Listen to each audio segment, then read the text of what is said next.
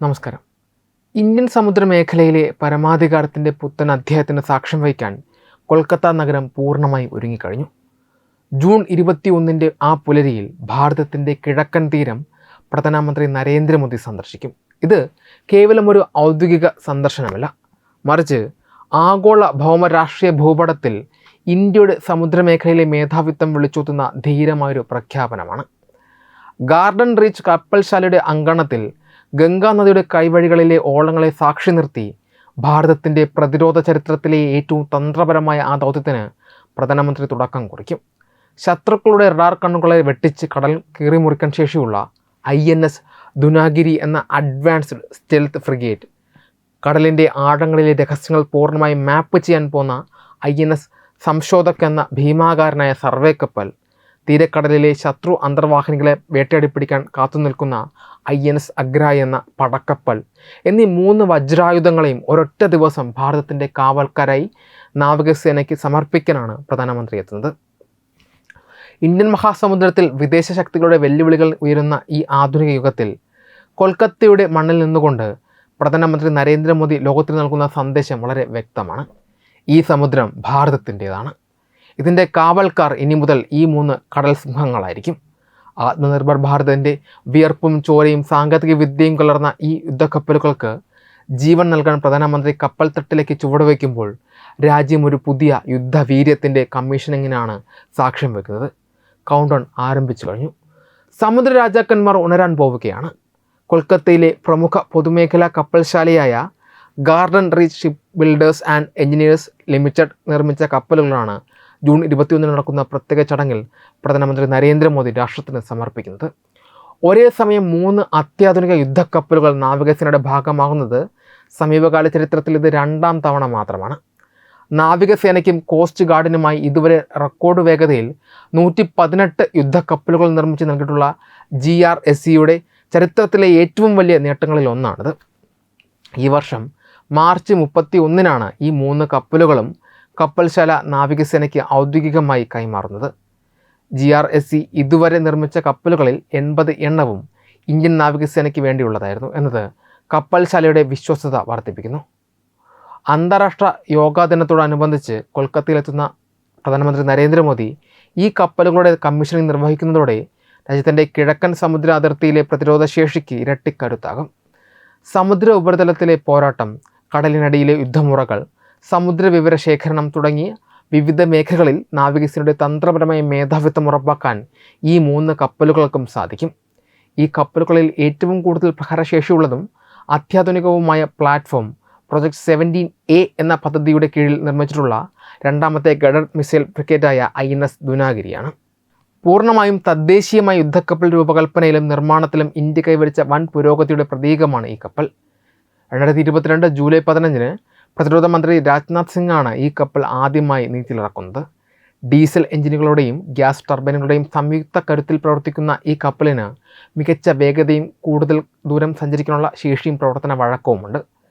149 metre നീളവും 6670 ton ഭാരവുമുള്ള ഈ guided missile ഫ്രിഗേറ്റിൽ ഏറ്റവും പുതിയ ആയുധങ്ങളും സെൻസറുകളും ഘടിപ്പിച്ചിരിക്കുന്നു. അത്യാധുനിക മിസൈൽ സംവിധാനങ്ങൾ, മോഡേൺ SR റഡാർ, സംയോജിത കോമ്പാക്ട് മാനേജ്മെൻറ്റ് സിസ്റ്റം എന്നിവയടങ്ങുന്ന ഈ കപ്പൽ ഒരേ സമയം ആകാശത്തും കടൽ ഉപരിതലത്തിലും കടലിനടിയിലും ഒരുപോലെ ആക്രമണം നടത്താൻ പ്രാപ്തമാണ്. അതിവേഗത്തിൽ സഞ്ചരിക്കുന്ന BrahMos anti ship land attack cruise മിസൈലുകൾ കൂടി സജ്ജീകരിച്ചിട്ടുള്ള INS ദുനാഗിരി ഇന്ത്യൻ നാവികസേനയുടെ ആക്രമണ പ്രതിരോധ ശേഷിക്ക് വലിയൊരു കുതിച്ചുചാട്ടമാണ് സമ്മാനിക്കുന്നത്. നാവികസേനയുടെ ഹൈഡ്രോഗ്രാഫിക് സർവേ ശേഷികൾ വർദ്ധിപ്പിക്കുന്നതിനായി GRSC നിർമ്മിച്ച 4 സർവേ വെസൽ ലാർജ് കപ്പലുകളിൽ അവസാനത്തേതാണ് INS സംശോധക്. 2023 ജൂൺ 13 ലോഞ്ച് ചെയ്ത ഈ 110 മീറ്റർ നീളമുള്ള കപ്പൽ തീരദേശങ്ങളിലും ആഴക്കടലിലും പൂർണ്ണതോതിലുള്ള ഹൈഡ്രോഗ്രാഫിക് സർവേകൾ നടത്തുന്നതിനുള്ള അത്യാധുനിക സംവിധാനങ്ങളാൽ സജ്ജമാണ്. തുറമുഖങ്ങളിലേക്കുള്ള പ്രവേശന കവാടങ്ങൾ, നാവിക ചാനലുകൾ, സമുദ്ര അതിർത്തികൾ എന്നിവ കൃത്യമായി മാപ്പ് ചെയ്യാനും പ്രതിരോധ ആവശ്യങ്ങൾക്കായി സമുദ്രശാസ്ത്ര ഭൂമിശാസ്ത്ര വിവരങ്ങൾ ശേഖരിക്കാനും ഈ കപ്പലിന് സാധിക്കും. സർവേ പ്രവർത്തനങ്ങൾക്ക് പുറമെ ഈ കപ്പലിന് ഹെലികോപ്റ്റർ പ്രവർത്തനങ്ങൾ പിന്തുണയ്ക്കുവാനും ചെറിയ തോതിലുള്ള പോരാട്ടങ്ങളിൽ ഏർപ്പെടാനും ഒരു ഹോസ്പിറ്റൽ ഷിപ്പായി പ്രവർത്തിക്കാനും സാധിക്കും. ദുരന്ത നിവാരണ പ്രവർത്തനങ്ങൾക്കും മാനുഷിക സഹായങ്ങൾ എത്തിക്കാനുള്ള പ്രത്യേക ശേഷിയും ഇതിനുണ്ട്. മറൈൻ ഡീസൽ എഞ്ചിനുകൾ ഉപയോഗിക്കുന്ന ഈ കപ്പലിൻ്റെ മുൻഭാഗത്തും പിൻഭാഗത്തും ത്രസ്റ്ററുകൾ ഘടിപ്പിച്ചിട്ടുള്ളതിനാൽ വളരെ കുറഞ്ഞ വേഗതയിൽ പോലും കൃത്യതയോടെ സർവേ നടത്തുവാൻ കപ്പലിന് ഉയർന്ന തിരിവുശേഷി ലഭിക്കും. കടലിനടിയിലെ നിരീക്ഷണത്തിനും അന്തർവാഹിനികളെ തകർക്കുന്നതിനുമായി രൂപകൽപ്പന ചെയ്ത 8 ആൻറ്റി സബ്മറൈൻ ഷാലോ വാട്ടർ ക്രാഫ്റ്റുകളിൽ ഒന്നാണ് INS അഗ്രായ്. 2024 മാർച്ച് 13 ലോഞ്ച് ചെയ്ത ഈ യുദ്ധക്കപ്പലിന് 77.6 മീറ്റർ നീളമുണ്ട്.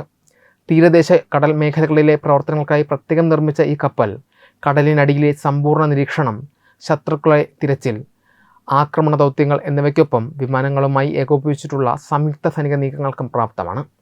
അത്യാധുനിക കോമ്പാക്ട് മാനേജ്മെൻറ്റ് സിസ്റ്റം, ഭാരം കുറഞ്ഞ ടോർപിഡോകൾ, ആൻറ്റി സബ്മറൈൻ വാർഫെയർ റോക്കറ്റുകൾ എന്നിവ ഇതിൽ സജ്ജീകരിച്ചിരിക്കുന്നു. ഏകദേശം 88% തദ്ദേശീയമായ സാമഗ്രികൾ ഉപയോഗിച്ച് നിർമ്മിച്ച ഈ കപ്പലിൽ GRSC തന്നെ നിർമ്മിച്ച 30 mm നേവൽ സർഫസ് ഗണ്ണും ഘടിപ്പിച്ചിട്ടുണ്ട്. കപ്പലിൻ്റെ സുഗമമായ നീക്കങ്ങൾക്കായി മറൈൻ ഡീസൽ എഞ്ചിനുകൾക്കൊപ്പം വാട്ടർ ജെറ്റ് സാങ്കേതിക വിദ്യയാണ് ഉപയോഗിച്ചിരിക്കുന്നത്. ആഴം കുറഞ്ഞ തീരദേശ കടലുകളിൽ പോലും അതിവേഗത്തിലും കൃത്യതയിലും നീങ്ങാൻ INS അഗ്രാഷിന് സാധിക്കും. ഒരേ സമയം 3 കപ്പലുകൾ നാവികസേനയുടെ ഭാഗമാക്കുന്നതോടെ ഇന്ത്യൻ സമുദ്രമേഖലയിലെ രാജ്യത്തിൻ്റെ പ്രതിരോധ സുരക്ഷയ്ക്ക് വലിയൊരു കാവലായി ഇവ മാറുമെന്നതിൽ തർക്കമില്ല. 3 അത്യാധുനിക യുദ്ധക്കപ്പലുകൾ ഒന്നിച്ച് കമ്മീഷൻ ചെയ്യാനുള്ള ഇന്ത്യയുടെ നീക്കം കേവലം ഒരു സൈനിക നവീകരണമല്ല, മറിച്ച് ഇന്ത്യൻ സമുദ്രമേഖലയിലും ബംഗാൾ ഉൾക്കടലിലും തങ്ങളുടെ സാന്നിധ്യം ശക്തമാക്കാൻ ശ്രമിക്കുന്ന ചൈനയ്ക്കും അവരുടെ സഖ്യകക്ഷികളായ പാകിസ്ഥാൻ, ബംഗ്ലാദേശ് എന്നീ രാജ്യങ്ങൾക്കും ഒരേ സമയം നൽകുന്ന ശക്തമായൊരു ഭൗമരാഷ്ട്രീയ തിരിച്ചടിയാണ്. നിലവിലെ ആഗോള സാഹചര്യത്തിൽ പ്രത്യേകിച്ച് ചൈന തങ്ങളുടെ സ്ട്രിംഗ് ഓഫ് പേൾസ് നയം വഴി ഇന്ത്യയെ കടലിൽ വളയാൻ ശ്രമിക്കുമ്പോൾ കിഴക്കൻ നാവിക കമാൻഡിൻ്റെ ആസ്ഥാനമായ കൊൽക്കത്തയിൽ വെച്ച് തന്നെ ഈ കപ്പലുകൾ നാവികസേനയുടെ ഭാഗമാക്കുന്നത് കൃത്യമായ പ്രതിരോധ സമവാക്യങ്ങൾ തിരുത്തിയെഴുതുന്ന ഒന്നാണ്. ചൈനയെ സംബന്ധിച്ചിടത്തോളം ഈ നീക്കം അവരുടെ ഇന്ത്യൻ സമുദ്രത്തിലെ അധിനിവേശ താൽപ്പര്യങ്ങൾക്ക് വലിയൊരു തടസ്സമാണ് സൃഷ്ടിക്കുന്നത്. കഴിഞ്ഞ കുറേ വർഷങ്ങളായി ചൈന തങ്ങളുടെ അത്യാധുനിക അന്തർവാഹിനികളും ചാരക്കപ്പലുകളും ഗവേഷണത്തിൻ്റെ മറവിൽ ബംഗാൾ ഉൾക്കടലിലേക്കും ഇന്ത്യൻ സമുദ്രത്തിലേക്കും നിരന്തരമായി അയക്കുന്നുണ്ട്. ഇന്ത്യൻ നാവികസേനയുടെ നീക്കങ്ങൾ നിരീക്ഷിക്കുക എന്നതായിരുന്നു ചൈനയുടെ പ്രധാന ലക്ഷ്യം. എന്നാൽ ഇന്ത്യ ഇപ്പോൾ കമ്മീഷൻ ചെയ്യാൻ പോകുന്ന INS അഗ്രായ് എന്ന ആൻറ്റി സബ്മറൈൻ യുദ്ധക്കപ്പൽ തീരദേശ കടൽ മേഖലകളിലെ അന്തർവാഹിനികളെ കൃത്യമായി വേട്ടയാടാൻ രൂപകൽപ്പന ചെയ്ത ഒന്നാണ്.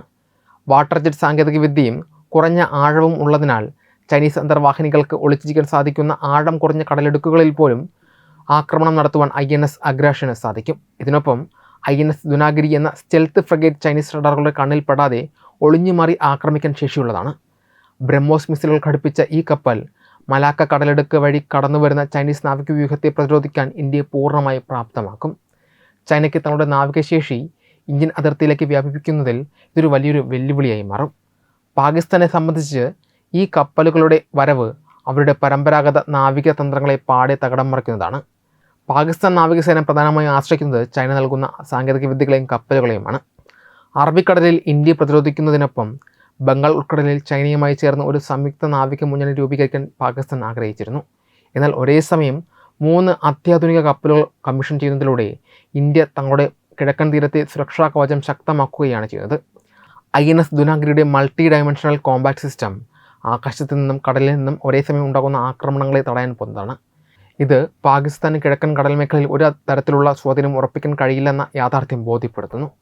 കൂടാതെ പാകിസ്ഥാൻ തങ്ങളുടെ പക്കലുള്ള അന്തർവാഹിനികൾ ഉപയോഗിച്ച് ഇന്ത്യയുടെ കിഴക്കൻ തീരങ്ങളിലെ തുറമുഖങ്ങളെ ആക്രമിക്കാൻ പദ്ധതിയിട്ടാൽ അത് തകർക്കുവാൻ INS അഗ്രാഷിൻ്റെ സോണാർ സംവിധാനങ്ങൾക്കും ലൈറ്റ് വെയ്റ്റ് ടോർപിഡോകൾക്കും സാധിക്കും. ചുരുക്കത്തിൽ ചൈനയുടെ സഹായത്തോടെ ഇന്ത്യയെ 2 മുന്നണികളിൽ നിന്ന് നേടാനുള്ള പാകിസ്ഥാൻ്റെ സമുദ്ര തന്ത്രങ്ങൾക്ക് ഇതൊരു കനത്ത ആഘാതമാണ്. ബംഗ്ലാദേശിനെ സംബന്ധിച്ചിടത്തോളം ഈ നീക്കം അവർക്ക് കടുത്ത നയതന്ത്ര സൈനിക സമ്മർദ്ദമാണ് ഉണ്ടാക്കുന്നത്. ബംഗ്ലാദേശ് തങ്ങളുടെ നാവികസേനയെ ശക്തമാക്കുന്നതിനായി അടുത്ത കാലത്തായി ചൈനയിൽ നിന്ന് സബ്മറൈനുകളും യുദ്ധക്കപ്പലുകളും വാങ്ങിയിരുന്നു. ചൈന ബംഗ്ലാദേശിൽ നിന്ന് നിർമ്മിക്കുന്ന കോക്സ് ബസാർ അന്തർവാഹിനി താവളം ഇന്ത്യക്ക് വലിയൊരു സുരക്ഷാ ഭീഷണിയായിട്ടാണ് വിലയിരുത്തപ്പെടുന്നത്. ചൈനീസ് അന്തർവാഹിനികൾക്ക് ബംഗ്ലാദേശിൻ്റെ തുറമുഖങ്ങളിൽ താവളമൊരുക്കാൻ സാധിക്കുന്നത് ഇന്ത്യയുടെ തന്ത്രപ്രധാനമായ പ്രദേശങ്ങൾക്ക് തൊട്ടരികിൽ ചൈനയെ എത്തിക്കും. എന്നാൽ ഇന്ത്യ ഇപ്പോൾ പുറത്തിറക്കിയ INS സംശോധക് എന്ന ഭീമാകാരനായ സർവേ കപ്പൽ ബംഗാൾ ഉൾക്കടലിലെയും തീരദേശങ്ങളിലെയും സമുദ്ര അടിത്തട്ടിനെക്കുറിച്ചുള്ള ഏറ്റവും കൃത്യമായ വിവരങ്ങൾ ശേഖരിക്കാൻ പോകുന്നതാണ്. കടലിനടിയിലെ ഭൂമിശാസ്ത്രം കൃത്യമായി മനസ്സിലാക്കുന്നതിലൂടെ ശത്രുക്കളുടെ അന്തർവാഹിനികൾ എവിടെയെല്ലാം ഒളിച്ചിരിക്കാൻ സാധ്യതയുണ്ടെന്ന് ഇന്ത്യക്ക് മുൻകൂട്ടി അറിയാൻ സാധിക്കും. ഇത് ബംഗ്ലാദേശ് തീരങ്ങളിൽ ചൈനീസ് അന്തർവാഹിനികൾ നടത്തുന്ന നിഗൂഢമായ നീക്കങ്ങളെ പൂർണ്ണമായി നിഷ്പ്രഭമാക്കും. ബംഗാൾ ഉൾക്കടലിൽ ചൈനയുടെ താൽപ്പര്യങ്ങൾക്ക് കൂട്ടുനിന്നാൽ ഇന്ത്യൻ നാവികസേനയുടെ കടുത്ത നിരീക്ഷണ വലയത്തിലാകും തങ്ങളെന്ന ഭയം ബംഗ്ലാദേശിനുണ്ടാക്കാൻ ഈ നീക്കത്തിന് കഴിയും. ആത്യന്തികമായി ഈ 3 യുദ്ധക്കപ്പലുകളും ഒന്നിച്ച് നാവികസേനയുടെ ഭാഗമാകുന്നതോടെ ചൈന, പാകിസ്ഥാൻ, ബംഗ്ലാദേശ് എന്നീ രാജ്യങ്ങളുടെ ഒരു കൂട്ടായ നാവിക അച്ചുതണ്ടിനെ നേരിടാനുള്ള ഇന്ത്യയുടെ ശേഷിയാണ് വർദ്ധിക്കുന്നത്. ഇന്ത്യ തങ്ങളുടെ പ്രതിരോധ ആവശ്യങ്ങൾക്കായി വിദേശ രാജ്യങ്ങളെ ആശ്രയിക്കാതെ 88% തദ്ദേശീയ സാമഗ്രികൾ ഉപയോഗിച്ച് സ്വന്തമായി യുദ്ധക്കപ്പലുകൾ നിർമ്മിച്ച് പുറത്തിറക്കുന്നത് ഈ രാജ്യങ്ങൾക്ക് നൽകുന്ന തന്ത്രപരമായ മുന്നറിയിപ്പാണ്. ഉപരോധങ്ങളോ അന്താരാഷ്ട്ര പ്രതിസന്ധികളോ ഉണ്ടായാൽ പോലും ഇന്ത്യക്ക് തങ്ങളുടെ കപ്പൽ നിർമ്മാണവും പ്രതിരോധവും സ്വന്തമായി മുന്നോട്ട് കൊണ്ടുപോകുവാൻ കഴിയുമെന്ന് ഇതിലൂടെ വ്യക്തമാകുന്നു. ബംഗാൾ ഉൾക്കടലിലെ പരമാധികാരം ഇന്ത്യയുടെ കൈകളിൽ ഭദ്രമാണ് എന്നും ചൈനയുടെയോ അവരുടെ സഖ്യകക്ഷികളുടെയോ യാതൊരുവിധ കടന്നുകയറ്റ ശ്രമങ്ങളും ഇവിടെ വിലപ്പോവില്ലെന്നും തെളിയിക്കുന്നതാണ് പ്രധാനമന്ത്രി നരേന്ദ്രമോദിയുടെ നേതൃത്വത്തിലുള്ള ഈ കമ്മീഷനിങ് നീക്കം. വെബ് ഡെസ്ക് തത്വമൈ ന്യൂസ്.